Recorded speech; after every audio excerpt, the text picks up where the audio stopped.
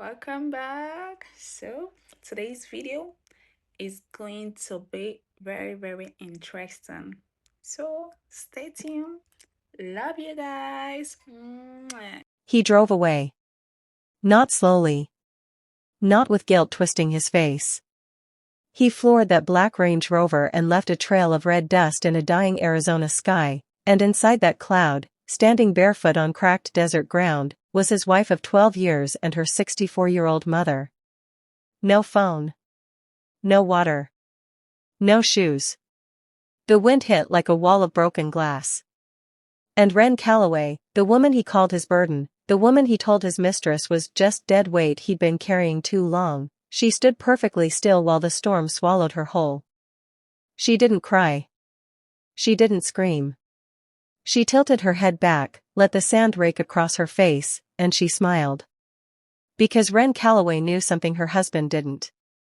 She knew that every single dollar in his bank account, every share, every contract, every aircraft engine his company had ever sold, belonged to her. You ever meet someone who looked so quiet you thought they had no power? That's the trap. That's always the trap. Stay with me. Because what Wren did next is going to make your jaw hit the floor. Before we go any further, if you've ever been underestimated, hit that like button right now. And if someone in your life needs to hear this story today, share it with them. Let's get into it. 3 years earlier. Dallas in September smells like money and heat. The kind of city where every other car is a Tesla and every other conversation is about closing a deal. Downtown towers catch the sun at noon and throw a back like a dare. And in a limestone house in the Preston Hollow neighborhood, the kind of neighborhood where kids grow up with pools and orthodontists and private school blazers, lived the Calloway family. On the surface, they looked perfect. Wren Calloway, 38 years old, with thick dark hair she always wore in a low bun and quiet brown eyes that people underestimated constantly. She worked from home, or so everyone thought. She made grocery runs. She cooked elaborate Sunday dinners. She drove her mother-in-law to her book club on Tuesday afternoons even though the woman had never once said thank you. Her own mother, Dolores, lived with them. 64 years old. Soft hands. Sharp tongue. Wore her gray hair in 2 braids and believed deeply in hot tea, cold truth, and Jesus, in that order. Then there was Broderick Calloway. Broderick. 6'2". Built like a man who never missed a gym day. Sales director at Callaway Aerospace Solutions, a company he told everyone at dinner parties he had built from the ground up. He hadn't. But we'll get to that. Broderick loved the sound of his own name in important rooms. Loved the way other executives nodded at him. Loved scotch that cost more than most people's car payments. And lately, for the past 18 months, he loved Tatum Rhodes. Tatum was 32, blonde in a very deliberate way, and worked as chief revenue officer at the same company. She wore perfume that cost $400 an ounce, laughed at everything Broderick said, and had convinced him, slowly but completely, that his wife was the reason his life hadn't reached its full potential. You deserve more, Brod, Tatum used to whisper. You deserve someone who matches you. And Broderick, brilliant, vain, willfully blind Broderick, believed her. Now here's what I need you to understand. Wren knew about Tatum. She had known for 9 months. And she had said nothing. Why? That question should be eating you alive right now. Hold on to it. Back in the Preston Hollow house, Dolores watched her daughter with the kind of eyes only mothers have. The kind that see past the cheerful voice and the good posture into the ache underneath. Baby, Dolores said one Tuesday evening over chamomile tea. You got that face again. Wren didn't look up from the papers on the kitchen table, papers she quickly folded closed. What face, Mama? The one your daddy used to make when he was deciding something. Right before he moved the whole company. Wren finally looked up. Daddy moved the company twice. And both times, Dolores said, people didn't see it coming. They held each other's gaze for a long moment. Then Wren smiled, small, private, the kind of smile that didn't reach her mouth so much as it lived behind her eyes. "More tea," she said. Broderick came home at 11 that night smelling like Tatum's perfume and a lie he hadn't bothered to construct well. "Late meeting," he said. "Of course," Wren said. He walked past her without touching her. Past Dolores asleep in the guest room. Up the stairs, into the shower, scrubbing away evidence while Wren sat at the kitchen table in the dark and opened those folded papers again. Legal documents. Trust agreements. A letter from a family attorney named Garrison Webb, third generation, Old Dallas Money, the kind of lawyer who existed only to protect Old Dallas Money.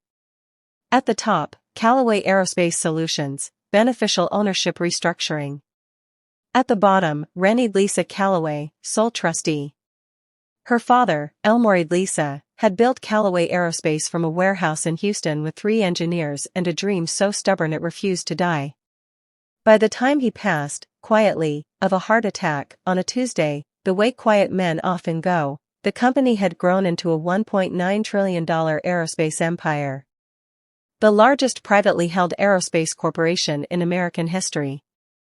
Before Elmore died, he had done one thing with the precision of a man who saw the future clearly. He put everything, every share, every subsidiary, every dollar, into a trust. Controlled entirely by Wren. Not Broderick. Never Broderick.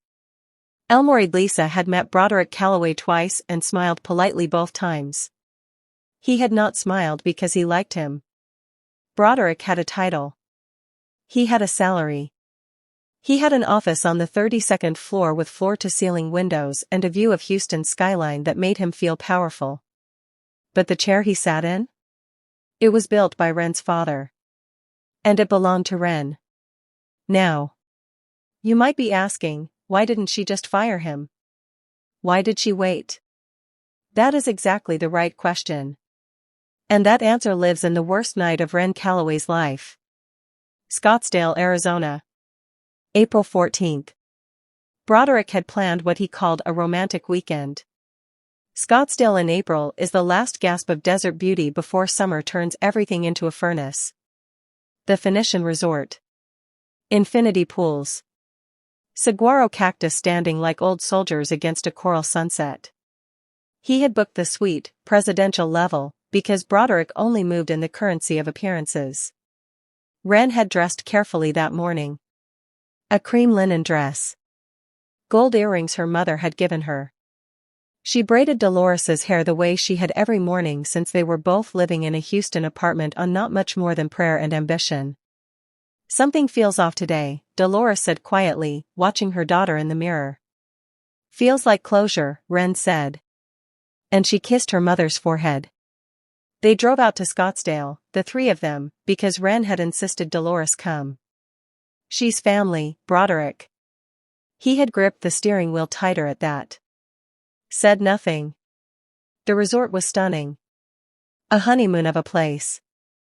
Bougainvillea climbing white walls.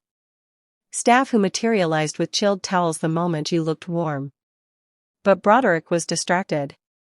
His phone buzzed. Twice. 3 times. He turned it face down. He ordered wine he barely drank.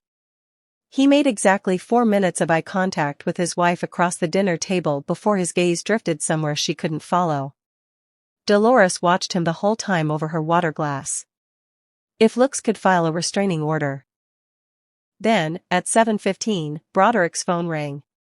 He stood up so fast his chair scraped back against the stone floor. "I have to take this. Business."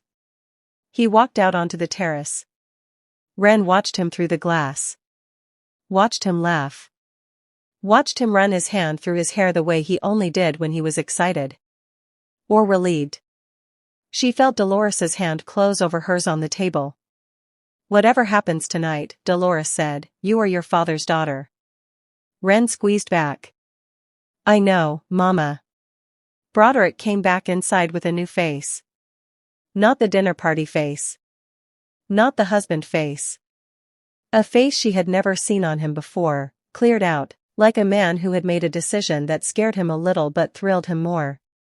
"We need to leave," he said. Ren tilted her head. "The dinner isn't now, Ren. Have you ever watched someone you loved become a stranger? Not slowly, but all at once, like a mask just slipped off their face and what was underneath wasn't a monster, exactly. Just nothing. Nobody you recognized." That's what happened at 7:23 in a resort restaurant in Scottsdale. Ren Calloway watched 12 years of marriage dissolve behind her husband's eyes. He drove them out. Away from the resort lights. Away from the city glow. Out into the desert on a dirt road that had no business being driven at night, with a sandstorm advisory already bleeding red across every weather app in Arizona. Dolores gripped the door handle. "Broderick, where are we going?" "Change of plans." Ren kept her voice steady. "Broderick." "I'm done," he said. Just like that. Flat. Like closing a tab on a browser. "I'm done." He stopped the car on open desert ground. 40 minutes from anything. The wind had already started.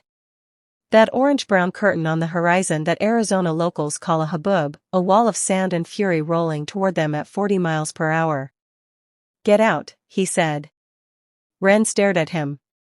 "Get out." "Broderick," Dolores started. "Get out of my car."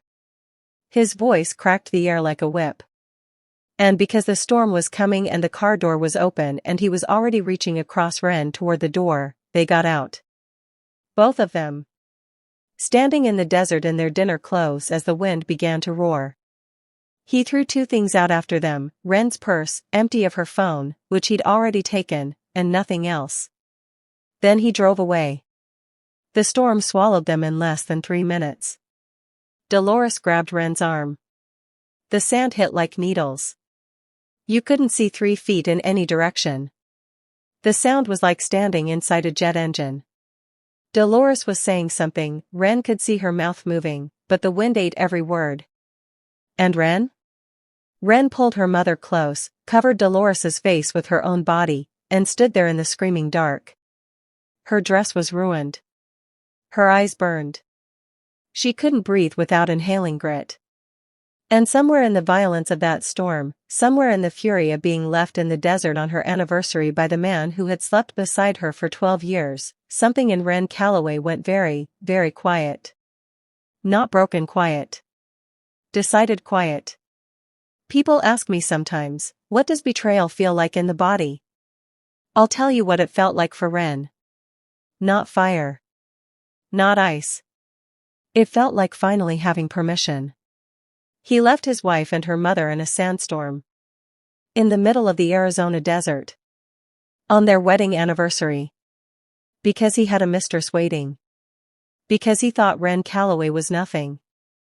What he did not know, what he had never known, was that the very company that paid his salary, funded his lifestyle, and built the career he bragged about at every dinner party? It was hers. Every last cent.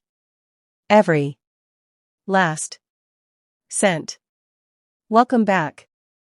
If you're new here, first of all, where have you been? Hit subscribe. Hit the bell. This story is about to make your blood pressure do things. Let's go. They walked. There was nothing else to do. Ren held her mother's hand and they walked, heads down, using the wind direction as a compass because the wind, at least, was consistent. Consistent things can be trusted. Ren had learned that from her father, who used to say that the most dangerous thing in business wasn't competition, it was unpredictability. Broderick had been unpredictable. She would not be. 20 minutes into walking blind through the haboob, Dolores stumbled. Ren caught her. Both of them went to one knee on the hard-packed ground. "I'm fine," Dolores gasped. She was not fine. "Mama. Look at me." Ren cupped her mother's face with both hands. "Look at me." Dolores's eyes found hers through the roaring dark. "We are walking out of this desert," Ren said. Each word clean and certain as a door closing. You hear me? We are walking out.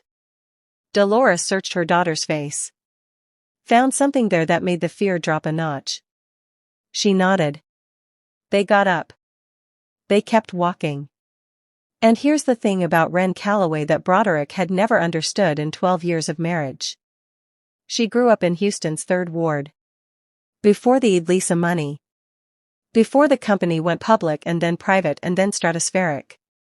Before the trust fund and the Preston Hollow house and all of it. She grew up in a neighborhood where the water pressure was inconsistent and the school buses ran late, and you learned early that the world owed you nothing, so you better be ready to take what you needed. Elmore Lisa had come from that neighborhood. And he'd taken his daughter back to it every summer, even after the money, to make sure she remembered. Don't let the comfort make you soft, baby girl, he used to say. Soft things break. Wren Calloway had not broken. 37 minutes after Broderick drove away, the headlights found them. A truck, an old Ford F-250 that had no business being beautiful and somehow was, belonging to a rancher named Colt Whitfield, 61 years old, born in Tucson, who had been driving these desert roads for 40 years and knew that when the Haboob advisory went red, you checked the roads. He almost missed them. But Dolores had ripped the gold chain from her neck and was swinging it in the air where it caught the truck's headlights. Colt hit the brakes so hard he nearly put himself through the windshield. He got them inside. Blasted the heat. Handed them water bottles from a cooler in the back seat with the casual efficiency of a man who treated emergencies like Tuesday chores. Where you ladies headed? He said, voice rough as the terrain outside. Wren looked at him. Her hair was full of sand. Her dress was destroyed. Her left eye was swollen from the grit. Scottsdale, she said. And then I need to make a phone call. Colt Whitfield drove them to Scottsdale without a single unnecessary question. He was, Wren thought, the kind of man who'd been around long enough to know that a woman in a sandstorm who asks for a phone call, you don't ask why. You just drive. The call she made was to Garrison Webb.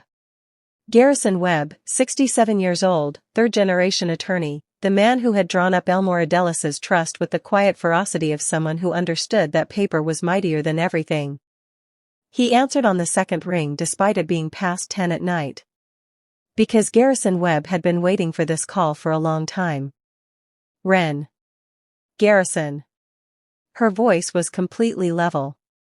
Is everything in place? A pause. Has something happened? Yes. Another pause. Are you safe? I am now. Then yes, he said. Everything is in place. Just say the word. Wren looked out the truck window at the desert. The storm had begun to die. The sky was clearing at the edges, stars appearing one at a time, like witnesses. The word, she said. In the next 48 hours, Wren Calloway did not cry once. Not once. People always expect women in these stories to cry. To collapse. To need someone to pull them back together. Wren Calloway did not need pulling together. She was already whole. She just needed room to move. 48 hours later. Let me paint you a picture. The Calloway Aerospace Solutions headquarters sat in the energy corridor of Houston, 40 stories of glass and steel that caught the Gulf Coast sun and threw it back. The lobby had a 20-foot waterfall feature, a Chagall painting on commission, and a security team in bespoke uniforms. Broderick Calloway had walked into this building 5 days a week for 9 years feeling like a king. On the Tuesday after the anniversary, Broderick walked into this building with Tatum Rhodes. They were laughing. He had booked them into a hotel near the Galleria, a $900 a night suite that he fully intended to expense. He had spent the weekend telling Tatum about his new chapter. His freedom. The consulting firm he planned to launch with the severance package he expected to negotiate. He had already texted his personal assistant to have his things boxed from the house in Preston Hollow. He had already called a divorce attorney. He had done all of this while Wren was in a Scottsdale hotel room making different kinds of calls entirely.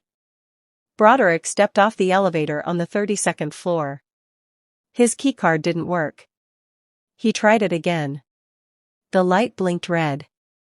He laughed, nervous, performative, and went to the front desk where Naomi Pruitt, the floor receptionist he'd known for 6 years, sat with an expression he had never seen on her face before. Careful. Almost sorry. Not quite. Morning, Naomi. My card's glitching. Naomi Pruitt looked at him the way you look at someone who doesn't know a building is on fire yet. Mr. Calloway, she said. You've been scheduled for a 10 o'clock meeting. 4th floor conference room. Broderick frowned. I don't have anything on my calendar at 10. It was added this morning, Naomi said. By the trust. The smile on Broderick's face didn't vanish. It more, curdled. The trust? Yes, sir. She folded her hands on her desk. I'd suggest not being late. You know that feeling when you're watching a movie and the villain walks into a room thinking they've won, and the camera pans slowly to show the person they thought they'd destroyed sitting at the head of the table? That feeling. That exact feeling. Broderick walked into conference room 4B at 10 o'clock. The room was full. Garrison Webb sat on one side with 2 associates. The company's chief legal officer, Rhett Dominguez, who Broderick had always assumed was his ally, sat across from them with a face carved from stone. The head of human resources, Yvette Fontenot, was at one end with a file folder thick as a brick. And at the head of the table, in a dove-gray suit that cost approximately what Broderick earned in a month, sat Wren Calloway. Hair down. Eyes clear. Not a trace of the sandstorm on her face. At her side, Dolores. In her good church dress. Arms folded. Watching Broderick with an expression that could have stripped paint. Broderick stopped walking. His mouth opened. Closed. Opened again. Wren. Sit down, Broderick, she said. The way you tell a dog to sit. Not cruel. Just absolute. He sat. Garrison Webb opened the folder in front of him and began to speak. The trust established by Elmore Lisa dated back to 2001. Callaway Aerospace Solutions had been redomiciled under the trust in 2009, 1 year after Broderick and Wren's wedding. The company's bylaws, which Broderick had signed as an executive but apparently never read in full, contained a clause granting the trust's sole beneficiary the unilateral right to restructure senior leadership at any time, without severance, in cases of conduct deemed materially damaging to the company's interests or the beneficiary's well-being. Garrison paused. The definition of material damage includes, he said, abandonment of a dependent family member in a life-threatening situation. The room was so quiet you could hear the building's HVAC system breathing. Broderick looked at Wren. You're not serious. Yvette, Wren said. Yvette Fontenot placed the brick-thick folder in front of Broderick. His termination notice. His asset freeze. His company vehicle recall. His health benefits termination. His stock options, all unvested, all forfeited. His non-compete agreement, which covered the entire American aerospace industry for the next 7 years. You worked for me, Wren said. For 9 years, you sat in my father's chair, in my father's company, drawing a salary from my family's trust, and you told people you built this. She paused. Let that land. You told Tatum Rhodes I was dead weight. Another pause. Did you know she also has an employment contract with this company? Did you know that contract has a morality clause? Broderick's face went the color of old concrete. Here's the part that gets me every time I tell this story. Broderick Calloway had spent 9 years in that building believing the power was his. He had promoted himself in his own mind into the hero of a story he hadn't written. And in this moment, watching his wife open a folder that contained the entire architecture of his professional destruction, he finally understood something. He had never been the main character. Tatum Rhodes's contract was terminated at 8 this morning, Garrison Webb said, without looking up from his papers. She's currently in the lobby, having been denied building access. Broderick stood up. You can't. Sit. down. It wasn't loud. Ren Calloway didn't need volume. She had something better than volume. She had the truth. He sat. Rhett Dominguez slid a second document across the table. A press release. Already drafted. Scheduled for release at noon unless Broderick signed the separation agreement in front of him. Broderick looked at the press release. It listed the Sandstorm. It listed the affair. It listed the asset structure. It listed his actual role versus his claimed role. It was, from a public relations standpoint, a grenade. The choice, Ren said, is yours. Sign, and this stays internal. Don't sign, and at noon, every aerospace publication, every business news outlet, and every journalist Garrison's firm has worked with for 30 years gets this in their inbox. Broderick stared at the paper. Have you ever watched a man realize that every bridge he thought he'd built was built on someone else's land? That's a specific kind of quiet. He signed. It took 4 minutes. His hand shook on the third page. When he finished, Yvette Fontenot collected the folder with the brisk professionalism of a woman who had been waiting a long time to do exactly this. 2 security officers appeared at the door. They'll walk you out, Ren said. Broderick looked at her one more time. Something complicated moved through his face, the last few seconds of a man trying to find one thing left to say, one angle he hadn't tried. He found nothing. He walked out. Dolores waited until the door closed. Then she exhaled, long and slow, like she'd been holding that breath for years. Your daddy, she said quietly, would have loved to see that. Ren reached over and took her mother's hand. He did see it, she said. He planned half of it. Tatum Rhodes was escorted from the building at 9:56. She called Broderick on the sidewalk. He didn't answer. He was sitting in the back of an Uber. The company car had already been retrieved, staring at his phone's banking app. His personal account, which had always benefited generously from what he thought were bonuses, now showed a number that reflected only what he'd personally contributed. Which was, after the trust reclaimed its deposits, a number with very few digits. He had no job. He had a 7-year non-compete in the only industry he'd ever worked in. He had a mistress on the sidewalk outside a building she'd also just been ejected from, and a divorce attorney whose retainer he could no longer afford. He called his brother, Dex, in Phoenix. Dex, who Broderick had once told to stop being so small-minded about his career goals, answered with, Brod. What happened? I need somewhere to stay. A pause. Defined somewhere to stay. Dex. You left your wife in a sandstorm, Broderick. The Uber moved through Houston traffic. Broderick closed his eyes. I need somewhere to stay, he said again. Dex let him come. Because that's what brothers do, even when they shouldn't, even when the person who knocked on the door is the architect of their own disaster. But that's a whole other story. Back in Houston, in the boardroom on the 40th floor, the one with the views of the energy corridor and the Gulf Coast haze on the horizon, Ren Calloway stood at the window in her gray suit and looked at the city her father had built his dream inside. The chief operations officer, Ledger Beaumont, stood a respectful distance behind her. He had been with the company for 15 years. He had known Elmore Lisa. He had watched Ren grow from a girl who sat in the lobby doing her homework while her father had late meetings, into the woman standing at this window right now. The board wants to know your timeline, he said. For what? For everything. The restructuring. The new appointments. The acquisition in Nevada you put on hold last year. Ren turned from the window. Nothing's on hold anymore, she said. Ledger Beaumont smiled. It was the smile of a man who had been waiting for exactly these words. Welcome back, Ms. Lisa. She hadn't gone by Lisa in 12 years. She didn't correct him.